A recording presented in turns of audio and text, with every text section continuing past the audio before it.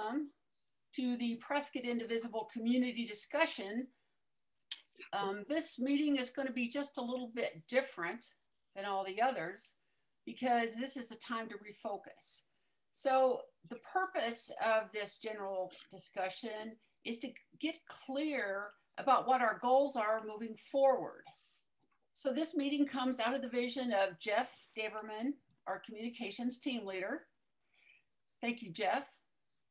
And I would also like to thank Dee Cohen, our secretary, and Rosemary Dixon, Area P team leader and volunteer coordinator, for their work in planning for this discussion. So thank you very much.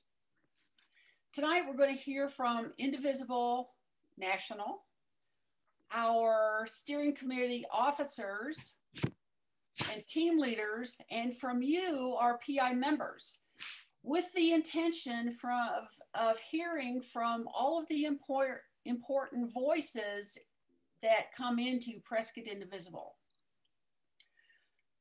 Before we do that, I'd like to look at what kind of an organization Prescott Indivisible is, because we are a group of caring, compassionate people. We care about our families, our kids, everyone in the community, in Arizona, and in our country. We care about the environment and the entire planet. We value honesty and telling the truth. So these two values are reflected in our teams and the work we do. We work for positive change, and we realize that that change comes through a couple of places. The first is supporting people in need in our community, like through DACA, donations to CCJ, food drives through the local Granite Peak Church, and sometimes by supplying masks to the Hopis on the reservation. So outside of our community as well. We also realize that positive change comes through endorsing and electing politicians who share our values. And that's why we support Request to Speak, RTS, which lets our voice be heard in bills introduced in the Arizona State Legislature. And in essence, Prescott Indivisible, through our officers and steering committee, we are the vehicle that provides all of us the opportunity to take action for effective positive change. Because, as we all know, democracy is not a spectator sport. And with that, let's move to the business at hand. This is Prescott Indivisible's 4th anniversary, and according to our bylaws, we have elections every 2 years. So to do this election, because of COVID, we're going to vote using a Zoom tool called polling. And this is what our poll looks like.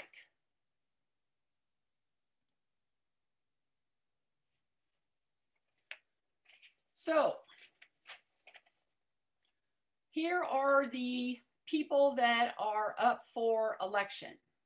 Myself as chair, Dee Cohen, secretary, Jane Doyle, treasurer, and then 3 members at large. Doug Nall was elected a year ago, but then Rosemary Dixon and Maria Lynam were in member at large seats.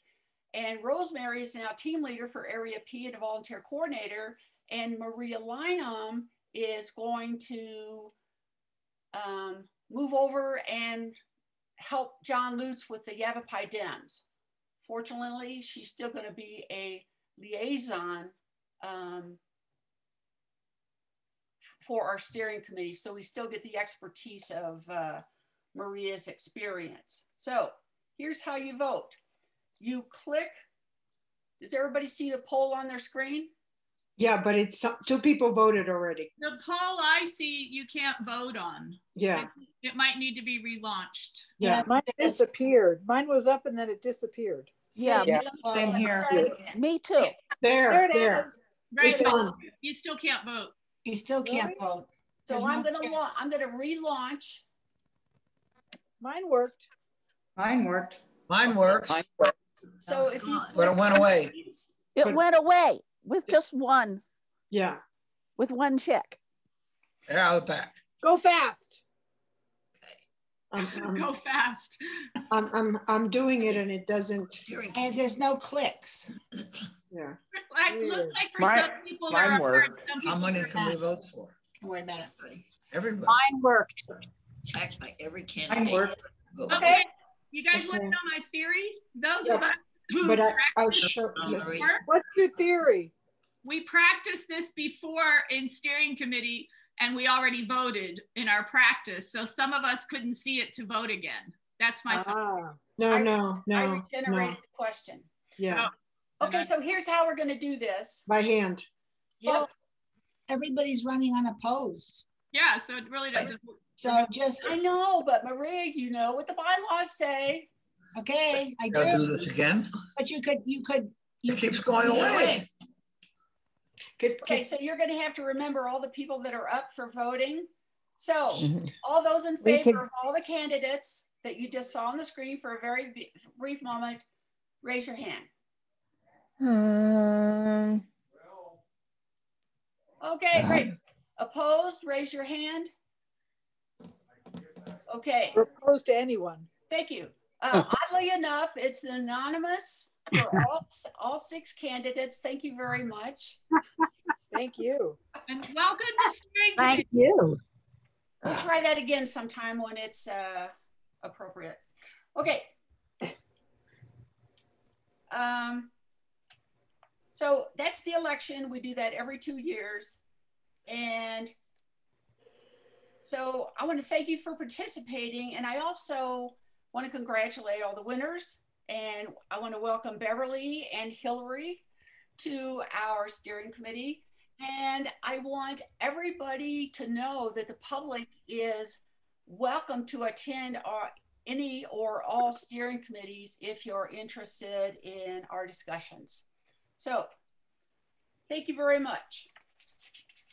Now, the next thing on our agenda is, it's on a bit of a serious note, and we would like to remember one of our own, LaBeth Pondish, who passed away recently. And so Maria is going to tell us about LaBeth. You're on mute, Maria. I know. It just said unmute myself, so I did.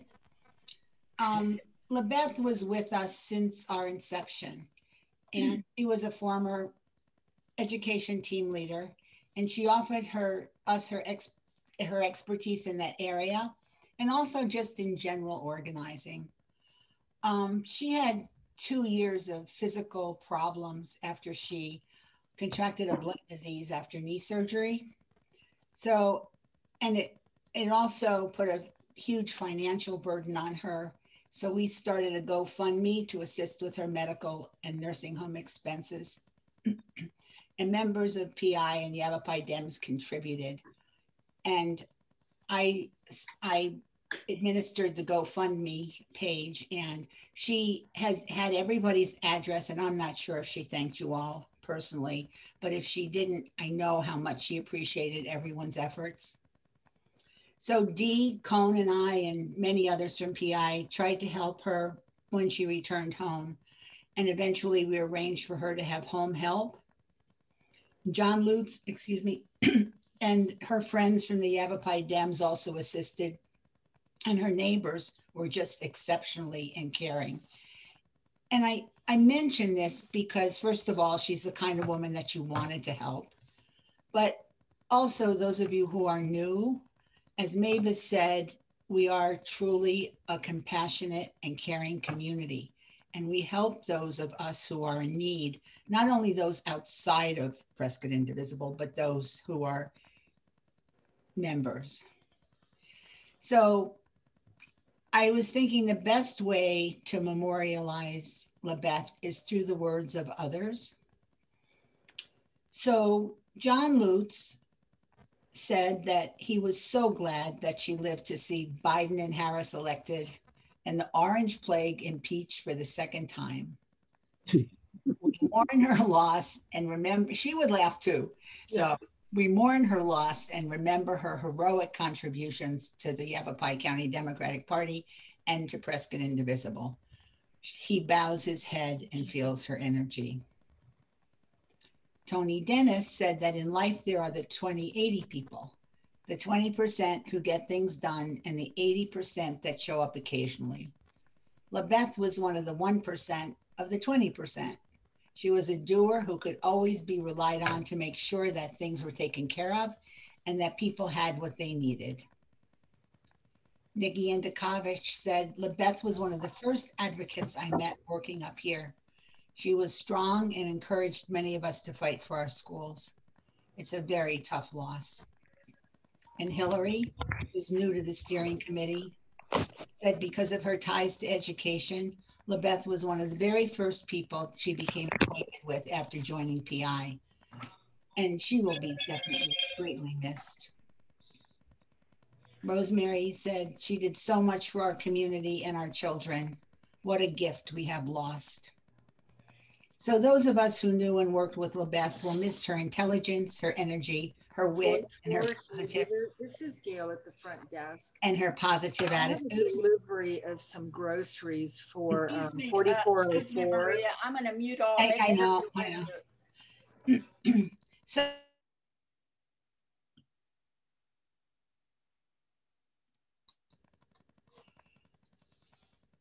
So excuse me, those of us who knew and worked with LaBeth will miss her intelligence, her energy, her wit, and her positive attitude. When her family informs us of a memorial service, we will let you know. It'll probably be in the spring or summer. And I just wanted to close with two lines from a poem by Jane Hirschfield, which I think exemplifies the spirit of LaBeth. The world asks of us only the strength we have, and we give it. Then it asks more, and we give it. So LaBeth touched many lives, and we are grateful. So thank you very much, Mavis. Thank you, Maria.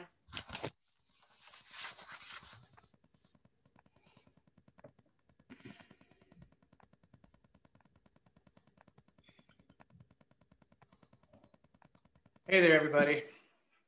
I want to say a few words about the importance of women in the leadership of Prescott Indivisible. It's a notable thing that a group as accomplished as Prescott Indivisible has been primarily led by women. Whether the chair or on the steering committee, whether running for office or volunteering for any of a myriad of jobs, I have come to know and admire so many women who show up and get it done day in and day out for years now. The women of PI have shown up in a big way indeed, and it needs to be acknowledged. The women have showed up to lead PI are the biggest reason why PI has accomplished so much. And that goes for you too, Tricia. We have some great men too, don't get me wrong, guys, but I'm feeling like any man paying close enough attention to PI over the past few years would have to agree with me that the leadership of women has been an incredible strength and an invaluable asset. The women of PI have pulled a disproportionate amount of weight with remarkable grace, and in doing so have made us who we are, a formidable and growing force for progressive values in our community and beyond. It is a privilege to stand alongside you. And as the father of a daughter, I want to thank you, because not only have you shown up for me and each other and your community these past few years, but you've been showing up for her future as well. So thanks again. Okay, you are going to see a lot of great leaders tonight, and you will be the better for it. One such leader is a woman who showed up in my shop one day in February of 2017, needing some help. And I was able to help her, and she introduced me to Prescott Indivisible. It is an honor to know Maria Lynam. The floor is yours, Maria. Thank you, Jeff. Now it is my privilege to honor, on behalf of all of us at Prescott Indivisible, one of our own superstars. Some have described this individual as our community's social justice and progressive action Energizer Bunny, a characterization that is right on the mark.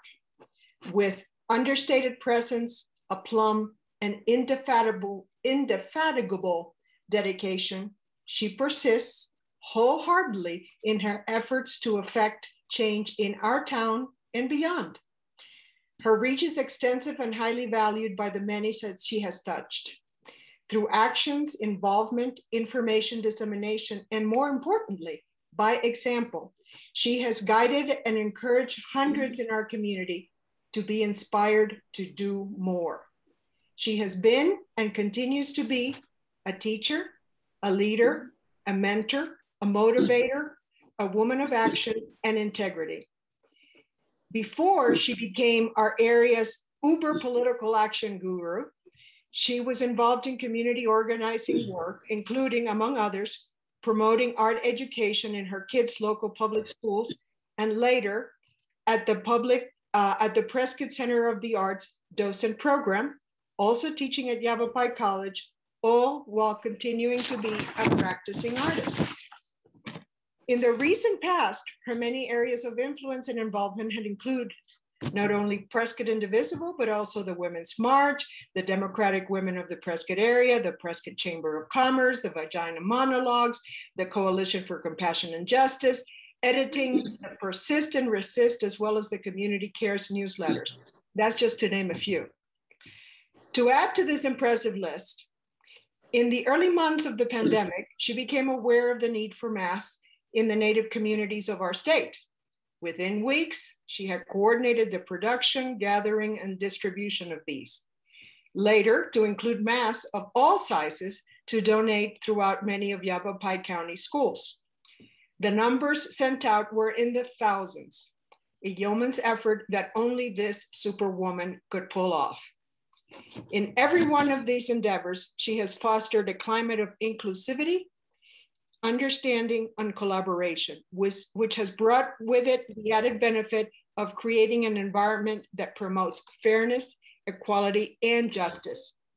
Through her highly effective networking, she brings together individuals from all walks of life and ideological corners, identifying areas of commonality and thus contributing to a sense of community and understanding.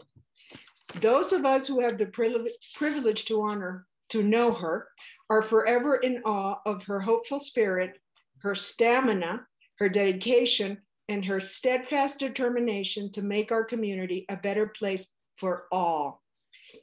By now, I think you all know who I'm talking about. So let's raise a glass, a virtual glass, to the woman I'm honored to call a dear friend, our own Maria Lynam. And now Rosemary has something to add. Take it away, Rosemary. Maria, we are presenting to you. Can you see it? Nope. No. There. Oh, now I can. This picture is done by a new member of ours, Chris Hawthorne. And I hope you look carefully and see if you notice anything in particular about our county courthouse there. It's hard. It's got a reflection. But I met Chris at the RBG Memorial. Oh, very nice. So, well, he made that. There's a picture of Bernie right there. Oh, I see. Now I can see kittens and all. Yes. Thank you. You are very welcome. We are so grateful for you. Could I just say one thing? Yes, that's your turn. Your turn. Well, first of all, just basically, I've told you guys, I don't know how many times, the best thing about having that orange guy elected is you. I never would have met any of you. Well, I probably would have met some of you, but it's just been wonderful. The circle of friends that I've made and how we support each other. It's just fantastic. So you've all, you say, I did this, but I didn't do this. You guys did it. And I'm a good organizer, but you guys are all the doers. So, Anyway, thank you. Thank you. My favorite thing is the button that I got that says that I'm a badass. I wear that all the time. So Thank you so much. Thank you so much, Maria. Thank you. Thank you so much. Thank you. And we want to honor you because of your 4 years and because you are officially leaving the steering committee as a member at large and all the other past positions you've held. But fortunately, you are going to be the liaison from the Yavapai Democrats to the steering committee, so we still get the benefit of your expertise. And for that, I am amazingly grateful. thank you. And just so you know, the reason I stepped down was not only the workload, but also I feel very, very strongly that we need to encourage other people to step up. And now we had 2 new members on the steering committee, Molly Beverly and Hillary Canizaro, and she's representing, and Riley later. But, you know, Hillary is representing a younger generation. And so is Riley. So it'll just be wonderful having them. So thank you. Thank you, Maria. Yeah, so next on our agenda is, like Jeff said, another powerful woman. We are honored tonight to have Tricia Sauer with us, and she is Indivisible's Senior Regional Organizing Manager for Arizona, Oregon, Utah, and Nevada, and she is going to share with us Indivisible's guide for moving forward. Tricia, just give me a second here. You there? Hey y'all, how are you doing? Wow, I don't think I can follow that up. Maria's always been like a icon for me, so this is amazing. So I'm here to tell you what Indivisible has planned for 2021. I will lead with, it is lovely to have a president who believes in a plan, has a plan, sticks to the plan. It is just amazing. So I'm going to do a little slideshow presentation, if you don't mind. But first, I have a little announcement of my own that's a bit of a surprise. Rosemary Dixon applied for a GROW grant on behalf of Prescott Indivisible, and you guys got it. So congratulations. Yay. You did it now. Yeah, you guys were awarded it yesterday. They're going to send you a proper email tomorrow. All right, so that was really good. And Jay Ruby and I have been working on some things about Paul Gosar that'll be a little bit of a surprise, but I'm not supposed to tell you yet. So, and he told me he won't be on the call tonight. So I'm going to go ahead and share my screen, and someone's going to tell me if they can see anything once I do. Can I get a show of hands who here has actually read the new Indivisible guide? Anybody? Hearts. I have. Yay! And how did you find it? A little bit dry. I enjoyed the summary. Yeah, the summary. It's got a little history to it, doesn't it? All right, I dropped the slides in the chat box, and I'm going to, should I try sharing again, or who spoke up and said they'd share for me? I'm trying to find it in the Slack channel. Or not in the Slack, it's in the chat. Oh, got it. I was looking in the, yeah, I got it here, Tricia, hang on. So we have a brand new Indivisible guide, the 2021 guide. We were waiting until the Senate race concluded to know if we were releasing a guide about having the Senate or not having the Senate. So brand new Indivisible guide came out. It's about 30 pages. I highly recommend you read it. It's our philosophy for going forward, and I'm going to share with you just little bits of it. But the most important thing I think to remember when you're reading it, this is written by the congressional staffers who were the staffers during the last time that we had a Democrat trifecta and felt that we lost a lot of momentum and did not get all the things that we wanted. So can you see the screen? Yeah. Awesome. So the victory, I think the overarching theme is the victory isn't the election, it's the legislation. We worked really hard to get Joe Biden and Kamala Harris and other electeds. And now we want to get the legislation that we want. So next slide. Here's 4 important lessons that we learned from the from the 2009 Democrat trifecta. We expect the GOP to obstruct, delay, and use bad faith negotiations. We've already seen that. We expect congressional Democrats to get cold feet. We have not seen that quite yet, but we will get there. In about 9 months, you're going to start seeing some of these Democrats freak out. We prepare for a counter grassroots conservative right-wing backlash. So what our goal is to go big, go fast, and get it right. Next slide. So if you don't read the guide, here's a couple of top lines. We've defeated Trump. We defeated his cronies. We won Georgia. Yay. And we took the Senate. Now it's time for us to defeat the forces that allowed him to rise and that continue to threaten our democracy. Our only chance of stopping them is to use this precious window of time to save democracy. That is literally 9 to 13 months. As you guys know, all Congress cares about is its next election. So you've got about 9 months to get their attention, get everything possible through that you can. And then all of a sudden it's all of them trying to act like they're moderates so that they can get reelected. If we fail to use this Democrat trifecta now, we might not get another chance because this is when we have to deliver on the promises that we've made. So next slide. What is the first giant step? It's to unrig the game. We have structural democracy reform that we want passed. The HR 1 is voting rights, anti-corruption, and campaign finance reform. We also want DC statehood and progressive on the court reforms, including court expansion. If you go to Unrig the Court, we've signed on and we are a partner in Unrig the Court and we believe in expanding the court. We also believe in big, bold, exclusive economic recovery in a pandemic response. We do not want to take small for an answer. We want to wield our power. We have a progressive voting bloc now with structure, and they already held out once, and that's the reason we got $600 checks. That was the progressive voting bloc holding back the rest of Congress, House, when they wanted to go ahead and move forward without the $600 checks. So while it wasn't the 2000 originally, it got us a little something. Next slide. Here's the 3 big bills that we want passed in the next couple of months. HR 1 is called For the People Act. It involves 3 prongs: campaign finance, voting rights, anti-corruption. Then we have the HR 4, the John Lewis Voting Rights Act. This restores the 1865 Voting Rights Act. And do you not think it's sad that we have to go all the way back to restore something that we should have had all along? 1865? Yeah, yeah. 1865. Yeah. And then HR 51, which is the Washington, DC Admission Act for DC statehood. We want DC to have a state. We want them to have a voice. We do not ever, we will get 2 senators out of that. This is a majority Black state. This is the reason they were not granted statehood. It is time for DC to be able to step into its own power and have their own senators. Next slide. Wow. Sorry. That's okay. There we go. All right, so here's the strategy.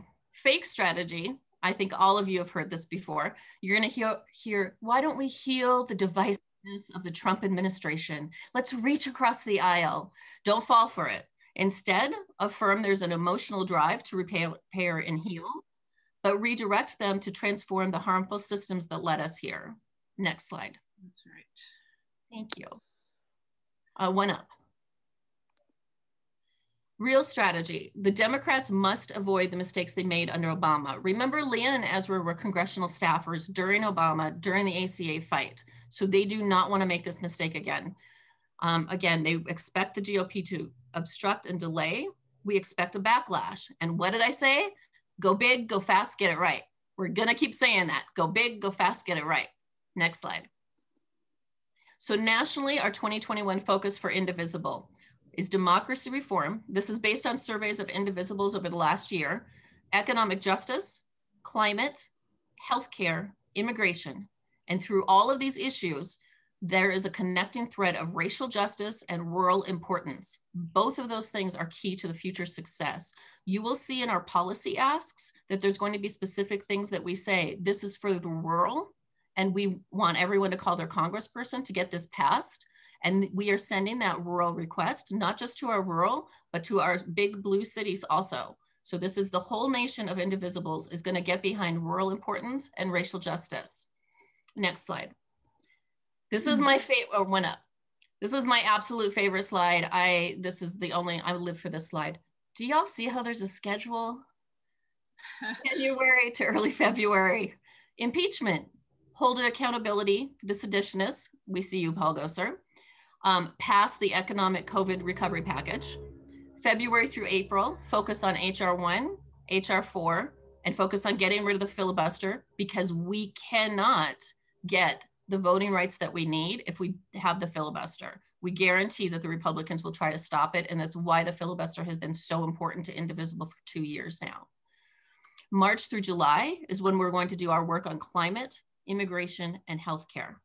So this is the plan that we have working with Congress. And I'll say behind the scenes, it is phenomenal to have a Congress that is functional and has a schedule. I know I keep repeating that, but Trump would just tweet something in the middle of the night and then all of us would have to jump for like 3 days. And now we don't have to do that. All right, so next slide. So Indivisible is here to support you. We have several overviews of things that we do. Our biggest one that I really love in connection with Arizona is the Truth Brigade. This is made up of over 2,000 Indivisibles from across the nation. They all work together to have messaging, retweeting, Facebook and things like that. They've had over 50 million impressions of counteracting the disinformation.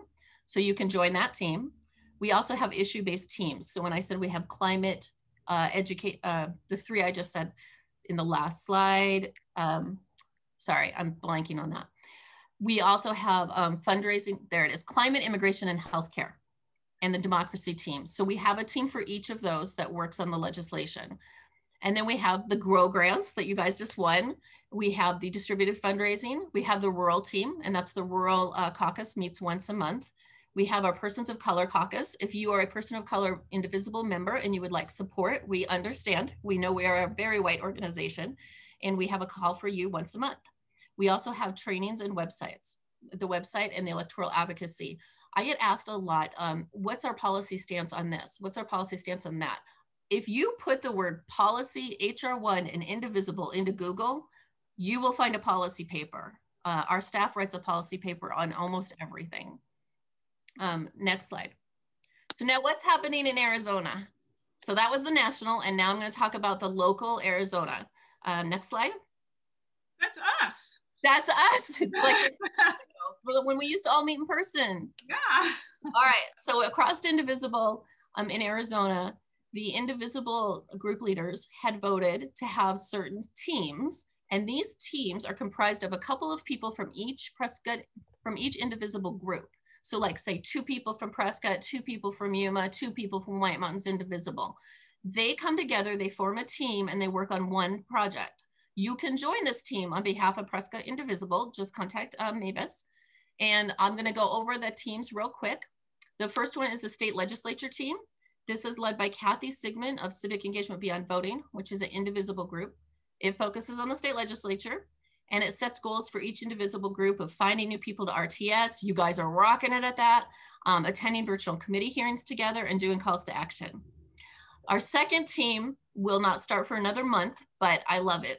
It's the 2022 Governor's Race Accountability Team. So this is very similar to our McSally Accountability Team.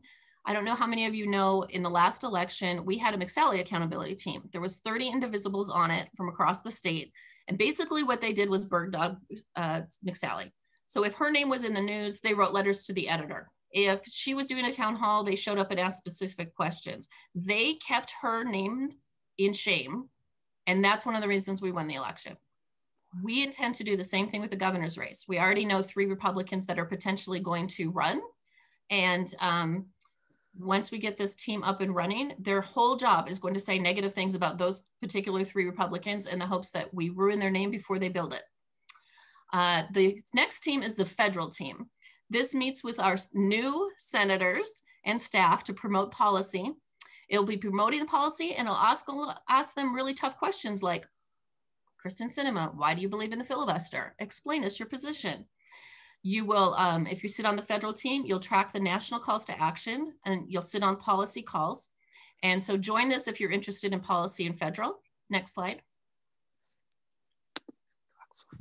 And this is the Anti-Racist Education and Action Arizona. So Area A, which is similar to your Area P, Rosemary has graciously offered to lead it for across the state. And so she's had several Indivisibles from other groups. And this educates white people on all forms of racism, and there'll be calls to action to bring back to your own groups. The next team is the redistricting team. This team has turned out to be the most popular. I think there's 40 people on it. This is led by Deb Howard. They track and present the speakers and the calls to action around the redistricting process, which is complicated. Right now, the census is not out yet. It comes out in April. When it comes out, there's going to be a ton of calls to action around redistricting, but right now they're getting educated and doing some calls to action. We have a social media team, and that's to build statewide strength online. So whoever is running your social media, we would love to have you on that team, and to fight Arizona disinformation. And then community building. This will be brainstorming and organizing fun social events like the very first one, February 12th. You guys are all invited to the statewide Indivisible Valentine's Day party, which is held in your honor. So that's it. That's all. I'll take questions. Hope that helped, but please read the guide and sit in on any national calls that you'd like. Tricia, thank you so much for the information. We're going to have breakout rooms later. So what I'd like to do is hold off on questions when we have like a large group discussion. So thank you very much. And thank you, Rosemary, for the slide presentation. And in fact, I'm going to turn it over to Rosemary. Okay, thank you. Hi, everybody. I have taken on the position of volunteer coordinator for PI.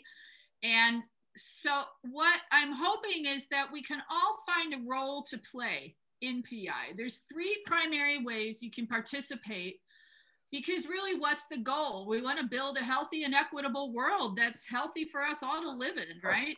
So the first way you can join is to join a team, right? Team members join a group that one of the teams that they're most focused upon, right? Like my team is Area P. It's an anti-racist team. We have an environmental team. You'll learn about those in a little bit. The teams meet regularly to discuss ways in which they can move their cause in the right direction. And each team has a different focus. And if you join a team, you get to craft the focus of that team. Right? So if you are interested and very passionate about a particular issue, that is the best way to make your voice heard and get something done, make some change. The next opportunity that we have for you is to join the volunteer task pool. So basically what we'll have is sort of a spreadsheet of people who are willing to pitch in when they can. Like we have events where we need somebody to work the front desk, or we have some a request to speak, whatever it is, that we could call you and say, yeah, I could do that for half an hour, or I could do that for an hour. So that would be super helpful for you to join that list. And then the other thing you can do is financially support PI. You know, all of us don't have tons of time to give. A lot of us, I know some of the people on here are raising kids. You know, you're working full and part-time, you're active in your community groups and church. So even if you could give like $5 a month, it would do a ton to move forward all these programs that we have. So we'll talk about it a little bit more later, but I'm going to reintroduce you to Jeff Daverman, who actually is really part of the backbone of PI, I have to say, and he chairs our communications team. So go ahead, Jeff.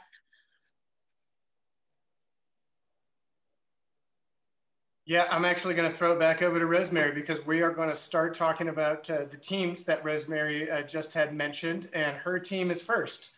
So yeah. Area P, you're up, Rosemary. Let's hear it. Here I go. Okay, Area P. Anti-Racist Education and Action Team. It became very clear that we needed a team like this after George Floyd was murdered. It was clear actually before that too. But we are committed to progressing anti-racist policies and actions in everything we do. It's our mission to educate white people while working to actively address and eradicate racism. White people have a responsibility to stand in support of those targeted by racism, and we cannot speak for those targeted, but we can certainly sure the hell speak up, right? So experience tells us, in my experience in teaching, once white people understand the historical and current structures of racism, I actually Jeff, you just put me in, I can't see my screen now. Oh, there we go. Okay, it put it in full zoom when that happened. Okay, so Area P, Area A, we are not going to stop until every person in this country is treated equitably and humanely. Okay, so what do? We educate ourselves on the country's racial and racist history, past and present. We reflect upon where we are in the hierarchical systems of race. We work together to have brave conversations that are sometimes uncomfortable, but they're necessary. We have to have these conversations. I want to give you an example of one of the things we've done. I don't know if you've noticed, I bet you have, all the racist symbols that have become so normalized around Prescott that it's shameful, in fact.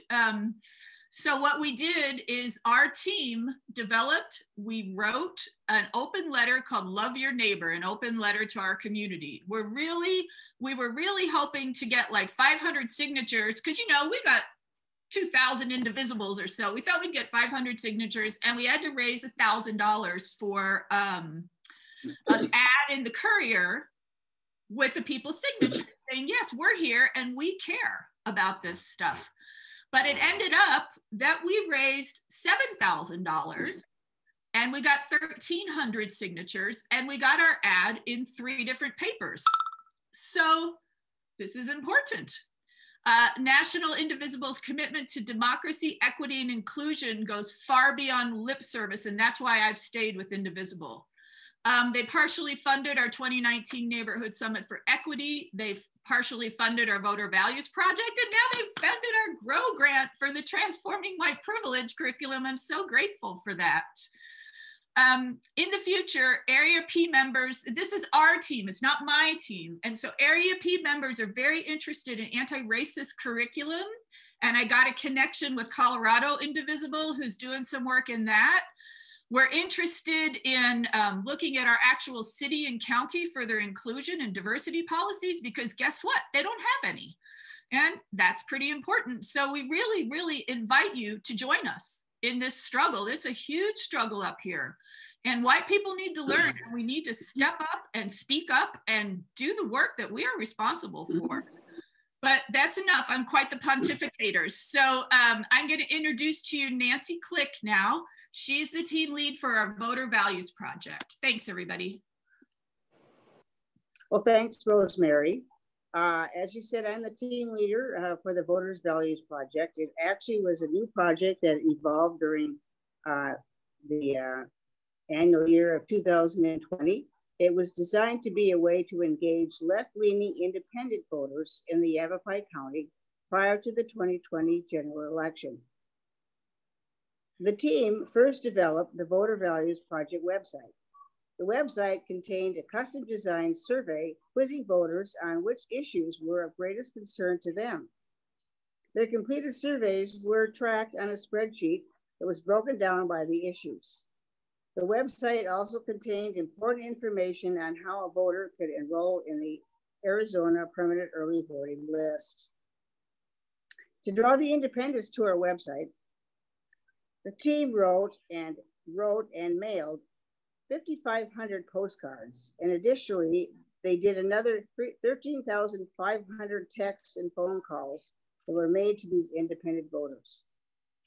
The combination of the postcards and the text messages and phone calls brought these voters to our website where they could see the survey, answer the questions on the survey.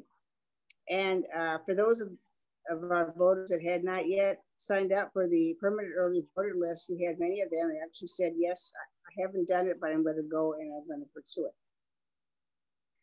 Our team also contained researchers and writers. These are very important individuals on the team. Their responsibility was to take the issues that were contained on the survey and research each topic and then write an article. As I mentioned previously, we tracked the survey respondents on the spreadsheet. And then each time that a new article was completed, it was sent via email to all of the survey respondents. Our articles included issues on voting rights, racial equity, healthcare, and the environment. basically comparing the way that both Trump and Biden were reviewing each of these particular issues.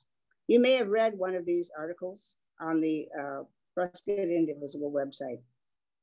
We feel tremendously happy with our efforts last year and plan to move ahead in 2021 in a slightly different direction. And I hope that you will join me on the team. And now I would like to introduce Nikki Indikovich on the education team. Sorry, Nikki. That's all right. I always feel bad for whoever does my intro, so you're forgiven. Absolutely. All right.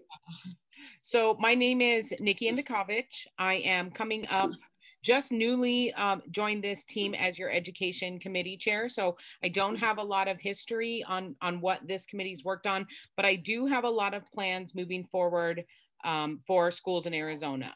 So I probably don't need to spend a lot of time explaining to this group that our P20 schools in Arizona are suffering and have been for over a decade.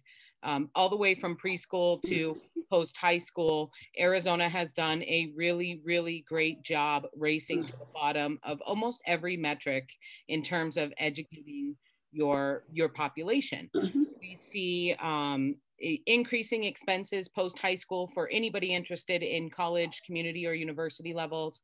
We see a lack of preschool investment resulting in kindergartners that are already delayed before we even get them in our underfunded K-12 system. So this group is going to be very focused on trying to address what has been decades of defunding in our education system in Arizona. This does kind of always start us off on the defense, and that is a difficult place to be in Arizona, but it's also a place that we know exactly what needs to happen in our schools. We've watched many states kind of fly right by us investing in education, and their kids are doing better for it. So we know the model to move forward and how to apply pressure in this state. If you've watched K-12 policy, you know that there has been large movements that have made progress.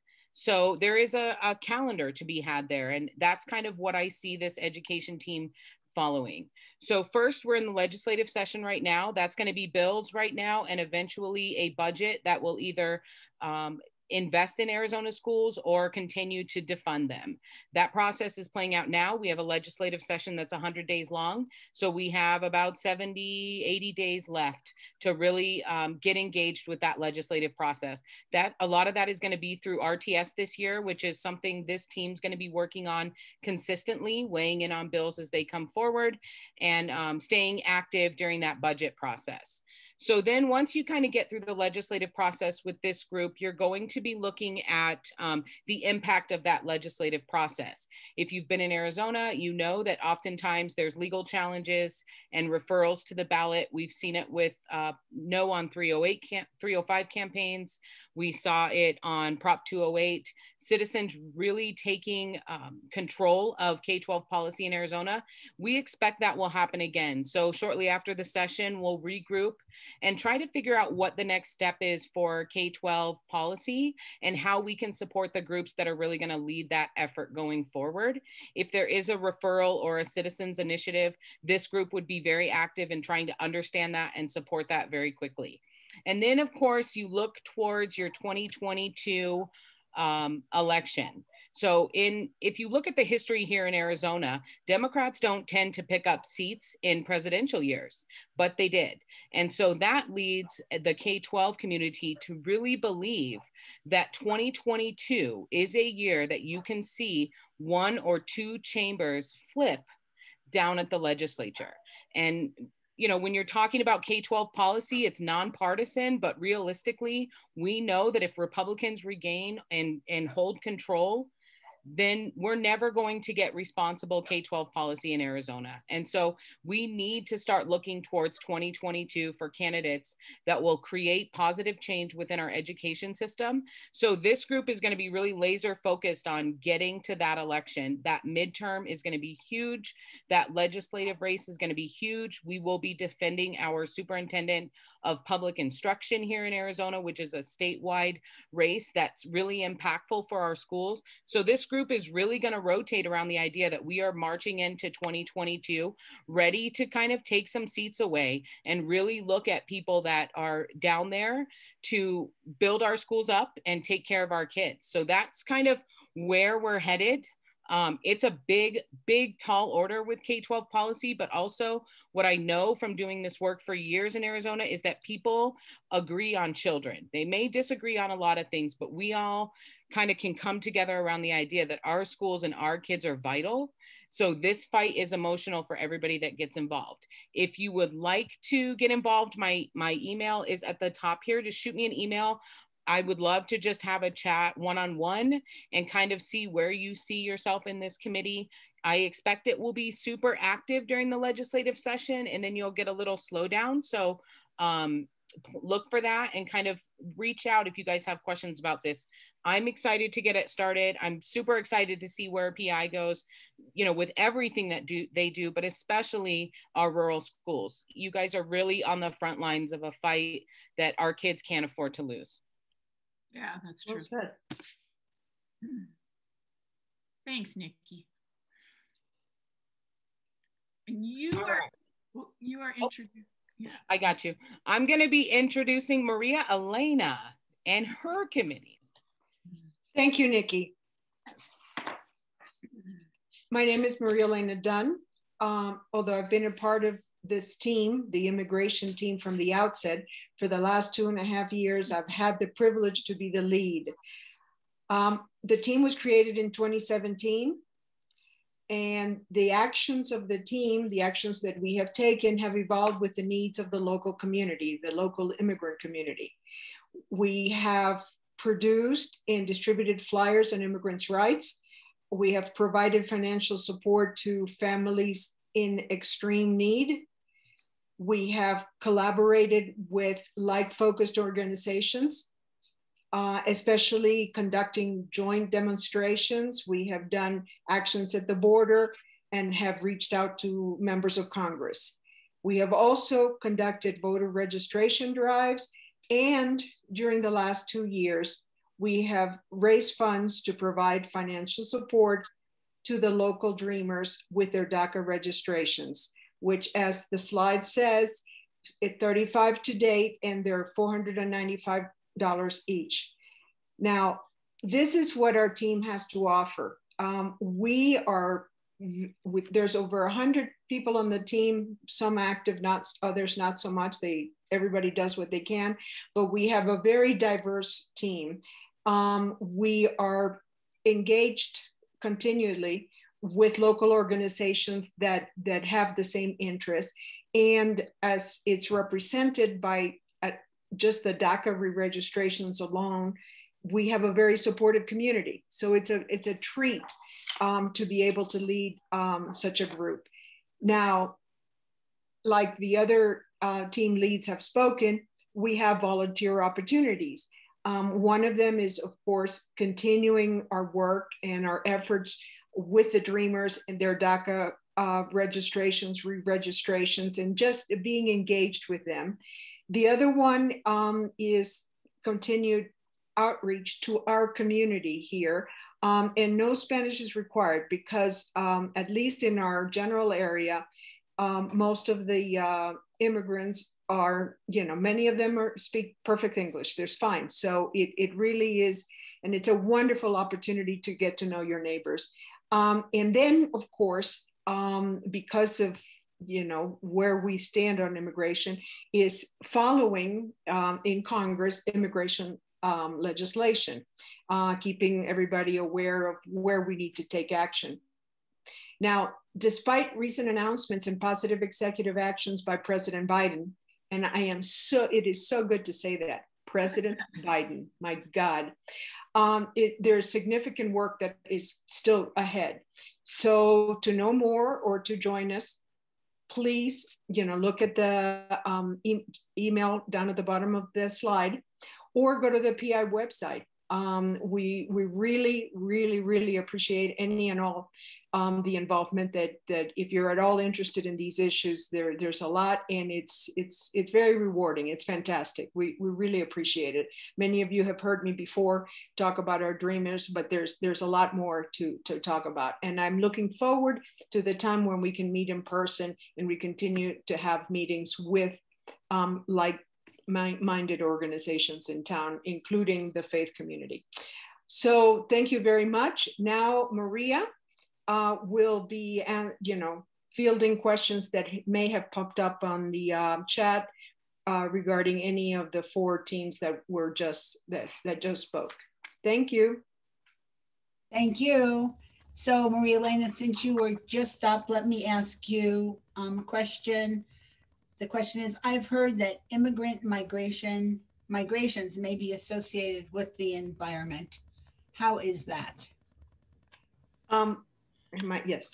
One of the things that under the last administration, obviously was headlines, was the whole issue of these caravans coming to the border. And there's no question that a number of the individuals that come are fleeing violence in their countries. But in many, many instances, what has happened is that climate change has completely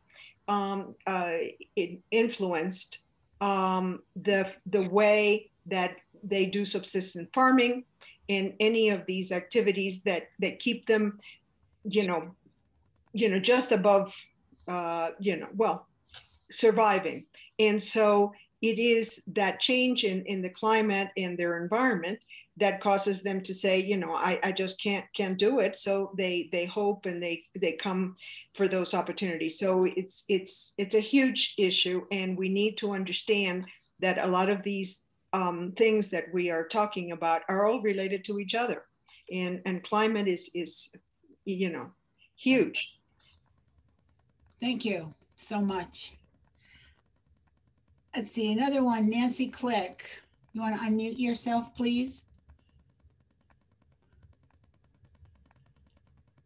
Somebody noted that you look so happy when you talk about the Voter Values Project and enthused.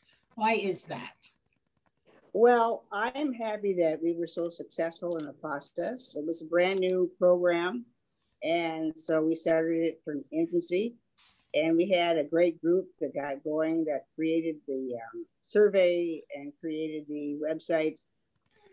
And all told, we had over 65 volunteers that were each doing their own part to contribute to the overall success of the organization. We had people that were doing texting, we had people that were doing calling, we had people that were doing phoning. We had the most wonderful volunteer coordinator that organized and was very detail oriented in keeping all the moving parts going together, so that nobody really felt like we were missing out on anything. So from something that started from scratch, probably in the fall of 2019, and we continued working on it through the election of the general election on November 3rd. We are very happy with the progress that we made. And we do plan to move forward with some new issues that we're going to deal with in 2021. So I'm hoping that we can garner up close to at least 65 more volunteers to help us work on the project this year. Thank you. Great, thank you so much. Rosemary, somebody's thinking about joining Area P, and they're curious as to what kind of things you focus on during your meetings. Oh, okay. Well, actually, we've been reading How to Be an Anti-Racist by Ibram Kendi. There's quite a few people in Area P on this meeting today. And it's a super interesting piece of work. It's very good. It's very new, very contemporary. And he's brilliant. He's just brilliant. But also, I've got the Transforming White Privilege curriculum now that Indivisible has paid for. So we will be going through that. And it's sort of a mixture of looking inside and to figure out where you are in the system and what you know and what you don't know and what you can do to make things better. But it's also about looking outside and seeing what we can do together to sort of be allies with community groups that need some help, stand for people that need to be stood for, and working in terms of researching and recognizing racist policy that should not go through or needs to be changed. So thank you. So do you, follow-up question or follow-up to that, are you going to engage or plan on engaging local law enforcement in racism issues? You know, we have begun that, and I'll tell you what, it is a slow process. We have engaged with the city quite a lot, with the mayor and his sort of community liaison. We've engaged with law enforcement somewhat, but they're in flux right now also. City of Prescott and the Yavapai County Sheriff's Office, they're all in a little bit of flux right now. So we have not set up any appointments at this point, but there'll come a time. There'll come a time. They're gonna know us for sure. Thank you so much. Thank you. Maria Lynam, there's another question about with the President Biden's executive orders and policies, how will it affect your group? Well, one of the more immediate ways that it will affect us is that as a result of the executive order, well, in a prior court case, people who had not been covered by DACA up until now are now able to apply. So we expect a number of those to come our way for support.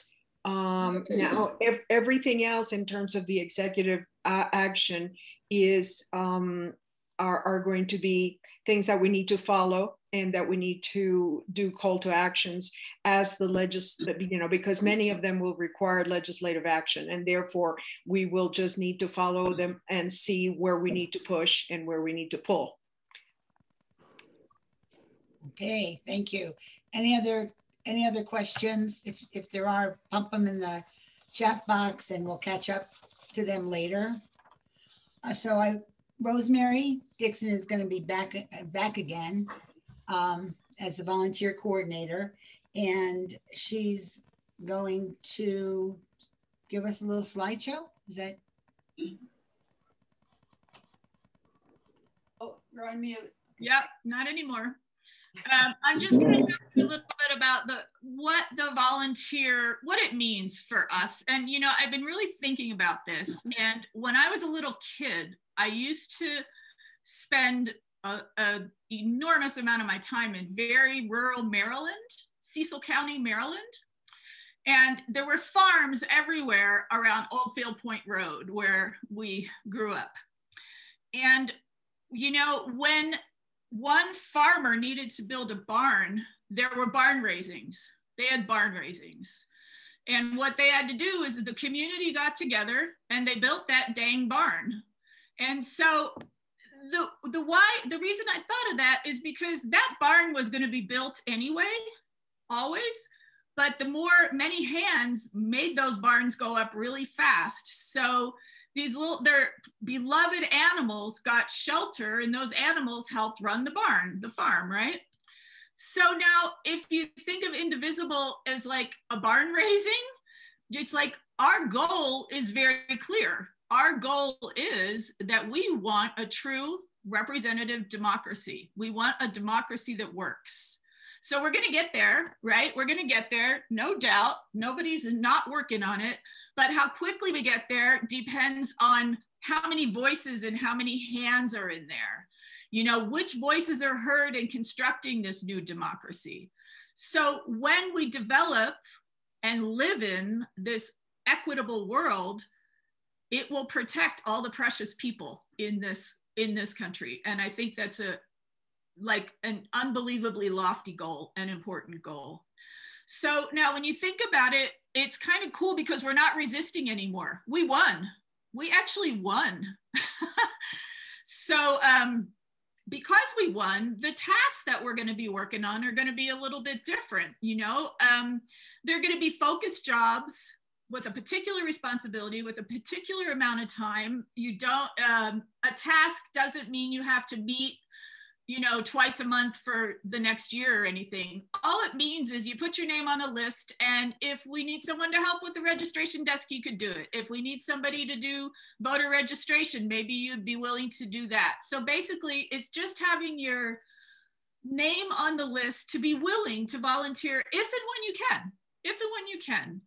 So the main point about that list is you get, you know, there's all these jobs on there and you do them when you can. If you can't do them, you don't do them. But it gives you the opportunity to be the change. You know, we got to work together to be the change. So as we're going now, we're going to introduce the next teams and our newest team leader. And Jeff, you go.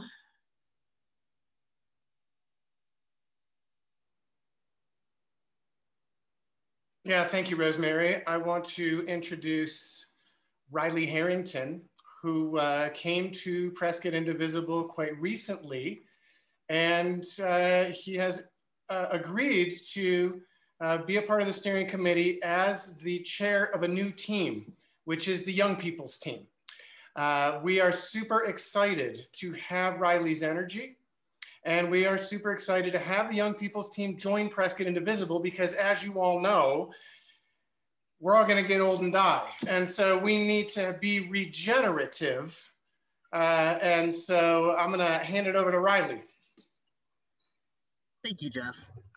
So yeah, I'm Riley. I am really excited and happy to be a part of this. This is all kind of happened really strangely, but I'm really happy where I'm at. So, you know, I'm a Prescott College student here, and I also work with teens at the Launchpad Teen Center. So I'm very involved in the young people of the area as much as I can be. You know, I just want to kick off with, so I did a recent poll in the few members I have been able to scout so far through a Facebook page of just the issues that matter the most to young people. And among those, the first one was healthcare for all. Then it goes racial justice, raising the minimum wage, protecting transgendered individuals, ending the drug war, protecting Indigenous people and returning their land, supporting unions, DACA, and statewide mask mandate. These are the things that are on the minds of young people. This is a new committee, and this is a new thing for me. And I want this, you know, I heard Rosemary earlier say something about, you know, I'm the leader, but I'm not the team. And I want there to be lots of voices pushing the narrative, you know, because I don't want to be the youngest person on the team. You know, I'm 23 years old, and I want there to be 18-year-olds, 17, 16 years old. Those voices matter. They're the next generation, especially, I mean, as young as 14, they'll be voting in the next presidential election. And those are important things to take into consideration. So, you know, while young people might share a lot of the same things that are important to them, with other left-leaning, liberal, democratic people, we also have other things that are, you know, slightly more important to us that other people may not realize. And I think that those voices can't go unheard. I know that as a young person, I sometimes lose interest in the politics I heard, especially when I was in high school, because it didn't really speak to me. And, you know, it's funny, somebody, you know, we talked about Bernie with the mittens, but I think for a lot of young people, Bernie Sanders was the involvement that was the kick they needed to be involved in politics, you know? And I think that needs to be recognized, that his views, which are not the general consensus, or were not the general consensus of popular views within the Democratic Party, are now getting pushed because young people got involved because of him. And they're saying, if you want us to vote and you want us to come out and vote for your party, then you need to follow some of the things that we want. You know, people of color and young people were the reason that Joe Biden won this election. If it was not for young people and people of color, there would absolutely still be another 4 years of Donald Trump, and that needs to be recognized. When young people vote, when young people are engaged, Democrats win. Left leftist agenda wins. Those things win. And that's very important to acknowledge as we go forward. And I fear people getting comfortable with a Democratic president again, and that can't happen. And young people know that, because young people are engaged now and they're listening, and they're going to hold Joe Biden just as accountable as they held Donald Trump. Because some of them, most young people didn't want Joe Biden. Most young people begrudgingly voted for Joe Biden, but did it because they knew that it was the right thing to do for our country. And they are going to hold him very, very accountable and hold him to a very harsh, place. And I think that's very important.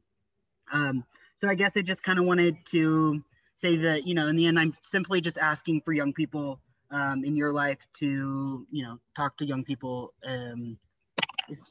young people in your lives about our committee in Prescott and get them involved. I'm going to drop a link to the Facebook page as well as the Prescott Indivisible Young People Committee link as well. And you can email us, whatever you'd like, and join the Facebook page, especially, young people is a vague thing. I think young people isn't just 20-year-olds. So just anybody that that you want involved, have them reach out to me or join the Facebook page. And that's all I have. I'm going to pass it to Jim, who's the head of the environmental team. Thank you so much. Hello, everyone. Let's see if I can find my cheat sheet here. Hi, everyone. Yesterday was Environment Day at the state capitol, virtually, that is. The keynote speaker was Regina Romero, the fabulous mayor of Tucson. She described some of the progressive ways that Tucson is moving forward on the environmental issues, in particular dealing with climate change on a city level. It reminded me of attending the Environment Day 2 years ago in person down at the state capitol. The energy of being with hundreds of like-minded environmental activists from all over the state with some supportive legislatures was really inspiring, to say the least. This is what we need the environment team to bring to Prescott Indivisible. We need your help to make this happen. For the last 4 years, Indivisible has been pushing back on the worst of the environmental issues of the previous administration. Now we have a chance to support the administration in environmental issues and hold their feet to the fire, so to speak, if need be. It is now time to redouble our energy to the state level and fight legislation aimed at taking power from the Corporation Commission, water issues, and the environmental issues in general. There are many ways to help. Sign up today. You can reach me at the email on the slide there, or you can reach Carrie at the email as well. We really need something going with the environment. Thank you. And I need to introduce Marion now with the Peacekeepers. Yeah, so Marion isn't here, Jim, so we're gonna go. I'm here. I'm sorry. Marion was here. What name are you under? Are you under Marion? I am probably under Laptop Hobo. That's why she couldn't find you. Okay. You find me now? Okay. I will. Laptop Hobo. No, it's not under that either. How about a phone number? It's under Dun Maria Elena. Oh, that's who I got the link from then. There you are. Okay, Marion, you're on. Okay. Namaste. As we've said, my name is Marion Pack, and I am the team leader for the Peacekeepers. And I open my comment with namaste rather than the usual hello or hi, which seems so meaningless compared to namaste, which means the goodness in me honors the goodness in you. And since I have learned that while I was traveling in India, I have a hard time just saying hello. But namaste is truly a word of peace. On the screen, a slide defines the role of the peacekeepers. It's a bit hard to see, so I will read it. Peacekeepers keep the structure and order at public events, protests, and demonstrations. They monitor movements of both peace participants, public onlookers, and any counter demonstrators. They keep the sidewalks and street crossings clear for pedestrians. Peacekeepers stay vigilant regarding any situation that may become volatile. They are liaisons with law enforcement and decide when and whether to contact the police. All the peacekeepers have committed to a long-established code of nonviolence, which is our attitude as conveyed through words, symbols, actions will be one of respect towards all. We will carry no weapons. We will not vandalize. We will not use or carry alcohol or illegal drugs. We will not assault, verbally or physically, those who oppose or disagree with us. We will not initiate violence against any living thing.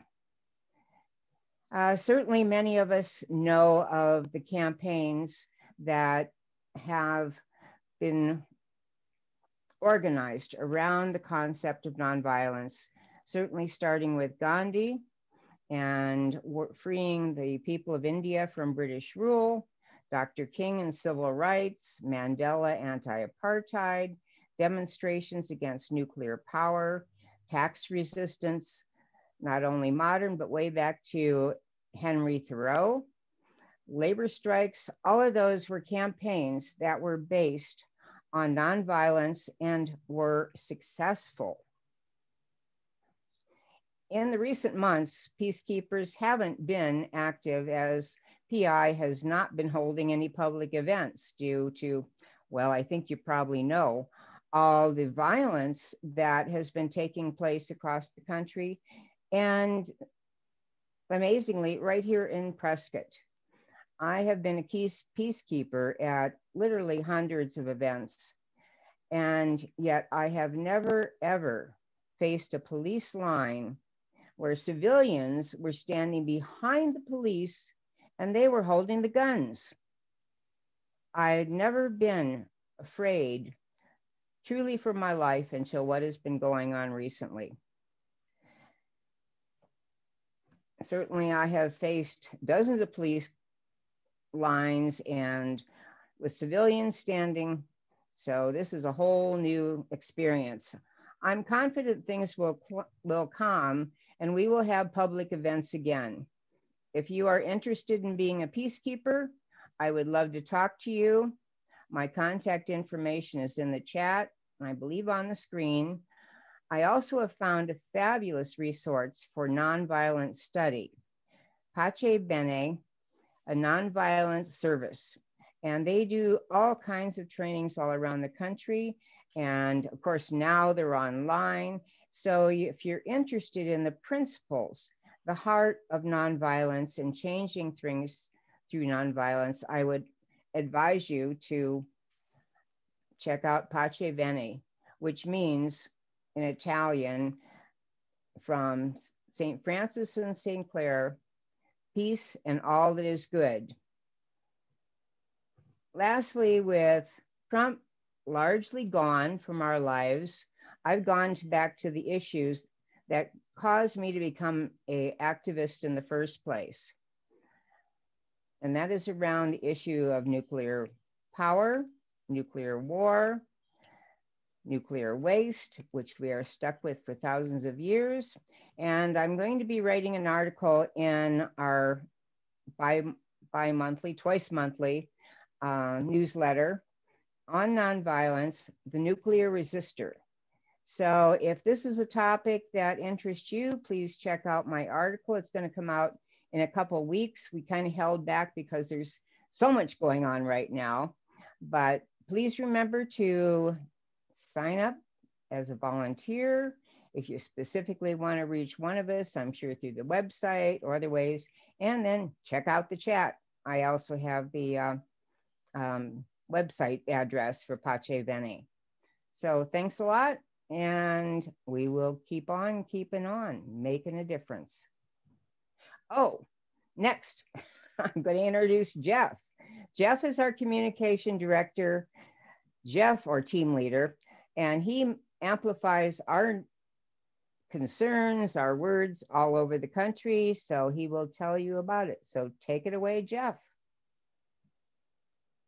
Yeah, thank you, Marion. Really appreciate it. Appreciate all the hard work that you've been doing over the past 4 years. I'm sure that most of you can relate to the feeling of deep despair that I certainly felt after the election of 2016. I didn't know what to do. I was spinning out pretty bad, and I felt like I had nowhere to channel my energy to make anything any better.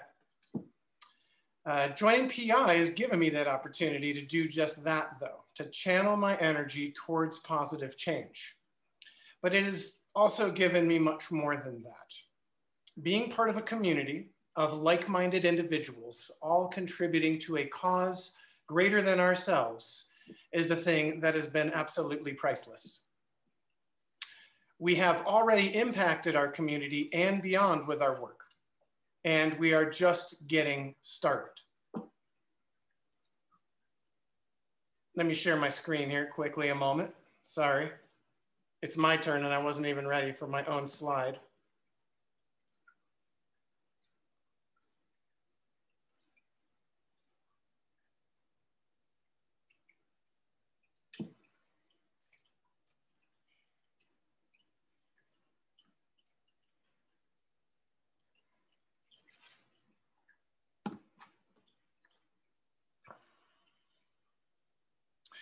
We have already impacted our community and beyond with our work, and we are just getting started.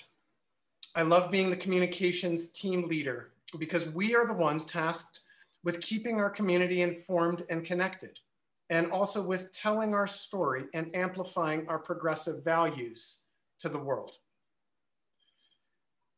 As you can see on the slide, PI has built communications assets that do just that. We have a fantastic newsletter program, a sharp and evolving website, and a solid group of writers that send letters to the editor. We also have an ever-growing Facebook group, and we have built a Twitter presence that has given us a megaphone to show the world our work, even garnering national attention by projecting our progressive values from such a conservative place. I relish using my talents for such worthy cause as this.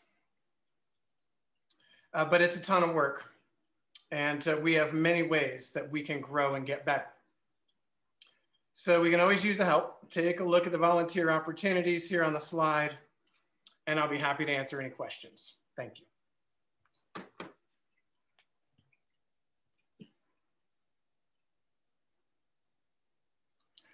And I will throw it over to Maria in case there are any questions. Thanks. Jeff, somebody wanted to know why they should be part of a Twitter army. I know it's been extraordinarily successful, but maybe you could tell us a little bit more about that. Sure, thank you. Twitter Army is something that Mavis and I started back in 2019. And we have trained 50, 60 people on Twitter, and some of them have really taken to it. And what that has allowed for us to do between the Prescott Indivisible handle and all of our members, it really has helped in amplifying our voice and allows us to continue to push outward the work that we're doing here. And it's something that you can actually do. It doesn't take a whole ton of energy. You can do it from your home. And as you heard Tricia say, there is a social media statewide team. National Indivisible sees the value in social media presence and being able to do something through our social media presence. And Tricia also mentioned that we have some actions that are coming up around Paul Gosar, which is true. And I don't know how many of you know, but we have been working with Jay Ruby and put together a video right after the insurrection that went viral and got national publicity and had articles written because this information was put out there. And so we are really making an impact beyond our community. And it's the communications team that's doing that.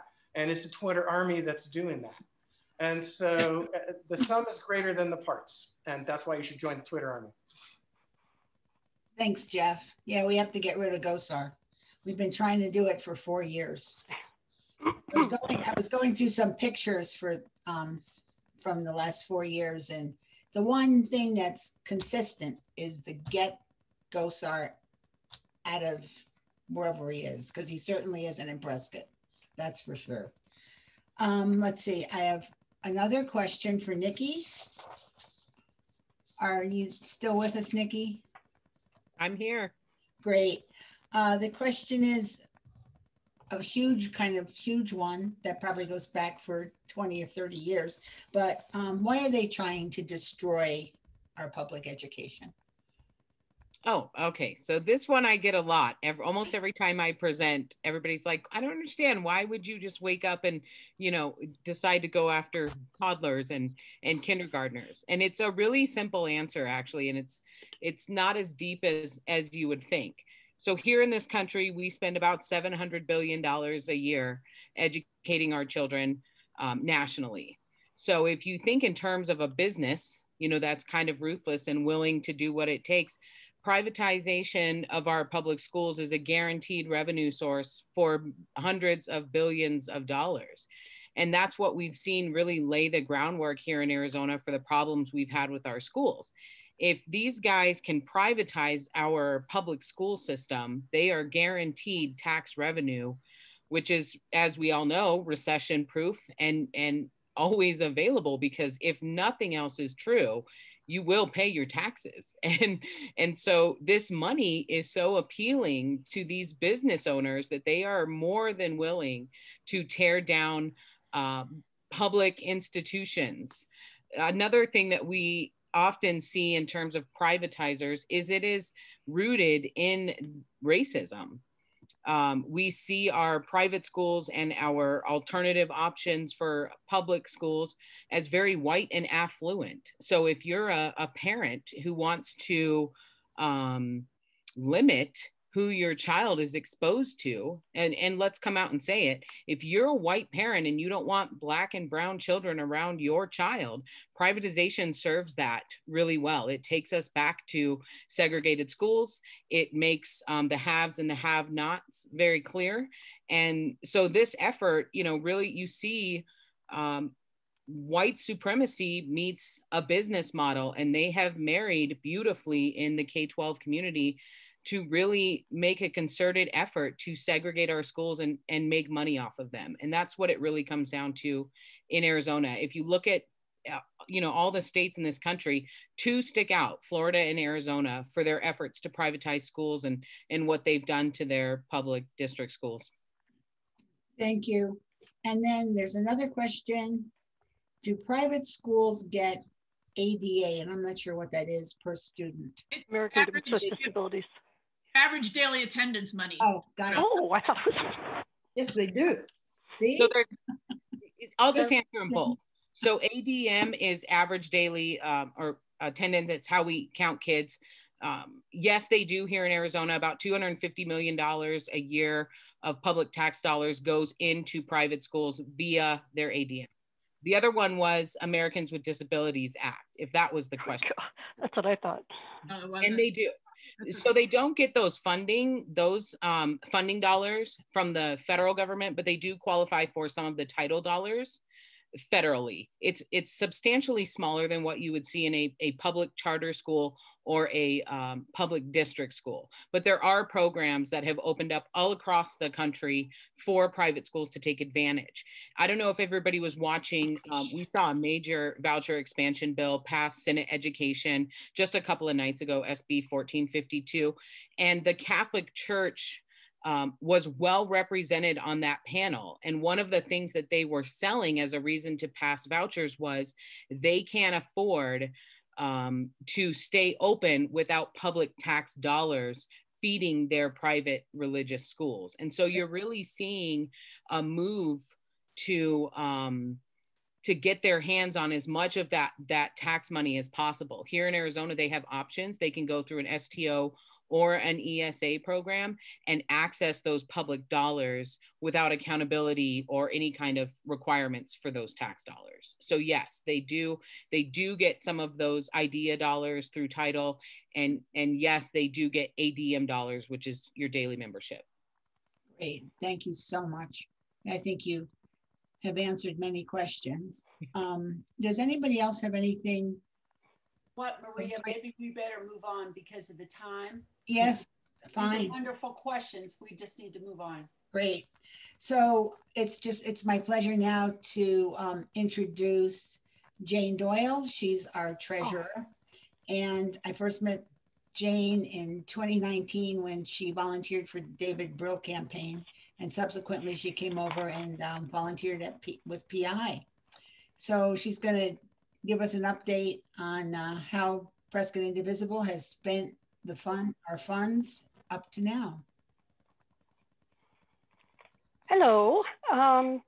You know what, everybody? All the team leaders talking about what they've done has been really cool, because that has given you quite a bit of detail about how we've spent the money. We are 100% a volunteer organization. Nobody here earns a salary. We use 100% of what comes in order to do all the things that those team members have described. I can go by team if you want. I cannot see, just a second. There we go. Thank you, Jeff. The fees for PayPal and ActBlue, that alone cost over $1,000 last year. Website creation costs more than $2,000. There's all kinds of little things that the quote unquote general fund that you do see as an option when you choose to donate, that's what that goes for. Through CCJ, I think Maria had done a report last year that we had fed over 6,000 people. And I say we, and I mean the donors, you guys, us. It was a privilege and still is. And for the dreamers, as Maria Lynam had said, we have helped fund over 35 dreamers. And I had figured that out. That's over $17,000 right there. It's cost, well, $19,800 here. I apologize. I did that quick. That's because 40. Okay, thanks. So that is just a few of the things. The Voter Values Project was amazing. They started out before COVID, and they were so, I hate to use the word agile because that's a business buzzword of late, but they really were. They adapted immediately to the new environment, and the mailing costs were in the thousands. So we put your efforts, your donations to good use. And in the racial justice team, it's just been a thrill and a privilege that we have somebody like Rosemary who is able to step up with, Rosemary is steeped in racial justice education and in her way of living for years now. And she has put our funds there to good use, helping with the MLK celebrations, with the curriculum. She did mention the Love Your Neighbor letter in the Courier and in Alianza and in Signals. And we had an equity summit in 2019 that was really well received. You would, in this town, and well attended. And if we choose to have another one, there are a lot of costs that go along with that. So I appreciate what you've done. As Jeff pointed out, even a small amount, if it's repeated, $5 a month goes to $60 a year. It's just so appreciated by all of us and the people we help. Thank you. Okay, thank you, Jane and Rosemary. So the bottom line here is you can go to our website at prescottindivisible.org and make a donation. And like I say, it's greatly appreciated. We're a pretty low budget operation considering how much work we do. So everything is truly appreciated. Next, we're going to switch gears and we are going to hear from you. We're going to go to breakout rooms, and there's a steering committee person in each breakout room that has questions for you to generate conversation about what you want from PI, what directions you want to go. So let's go to breakout rooms for 15 minutes. I will give you a 1-minute warning before I close the room. So have a nice conversation. It's getting late, so let's just hear a few words from Jeff Daverman. What do you think, Jeff? Are you ready? Yes. Thank you. And thank you all very much for hanging in here tonight. I really appreciate everybody's hanging out for so long. And so what I want to do here is just finish on a high note. Can everybody see me okay? We are the front lines of the revolution, of the nonviolent revolution. And so this is the work that is what that is. And so what I want to do is just leave you all with a reminder tonight. And then we have a little survey I'm going to drop into the chat before you leave, if you would mind just clicking on that and filling that out before you head out, all right? Yeah. So it's like this. Yes. Okay. So it's like this. In every moment, gratitude. Forget the farce and platitudes. Align instead your attitude to all vibrations positive. Rejecting fear and pledge to live a life whose wealth is what you give. A heart whose health imperative. May wisdom guide the narrative through this present lucid dreaming, the universe not so gently screaming, appreciation, consideration, empathy, and compassion. These are the things you do not have to ration. Transcendent egos called to action. The law of love is gaining traction. Heed the call, O mortal conduit. Feel the flow and know to roll with it. Feed the soul, let go the bullshit. Cut those ties and recognize the lies. The illusion of separateness is but a disguise. When you see through that what's true has been defaced, negativity displaced, the need for violence erased. And when there is space to ponder grace, yourself reflected in another one's face. Yourself reflected in another one's face, the place to embrace simultaneously, to agree to see common humanity, to share the same air and dare to be inspired by the mystery. Beyond him or her, or them or me, in order to be free, we already hold the key. Applying awareness on the conscious frontier with a deep understanding that love is greater than fear. Empowering voices and subsequent choices, this guidance is strident and abundantly clear. With no reservation, this revelation's a distinguished creation of reciprocation. Shout it out, I'll say it to every nation. Your behavior is your best illustration. By being the light in the night of unknowing, with hope as the scope of consciousness glowing, harvesting love from the seeds that we sow, nonviolent revolution continues to grow.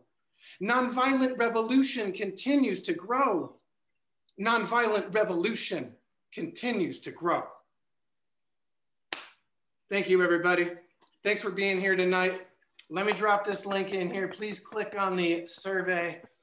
And I look forward to working with all of you in the near future.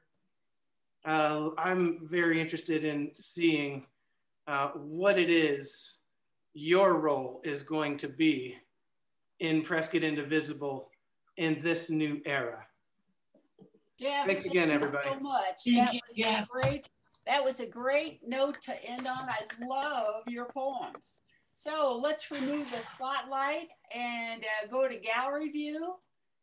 And does anybody have anything to say? Where's the? Can we get rid of GOSAR? Yes. Work on that. Yes, exactly. We are. Is that going to be like a goal or a focus for Oh, PI? it is. Not only Absolutely. PI. I can answer that question a little bit too. Yeah, you go. So as you know, that we have had a video go viral since the insurrection, and we have been putting the heat on GOSAR, and Prescott Indivisible is leading the way.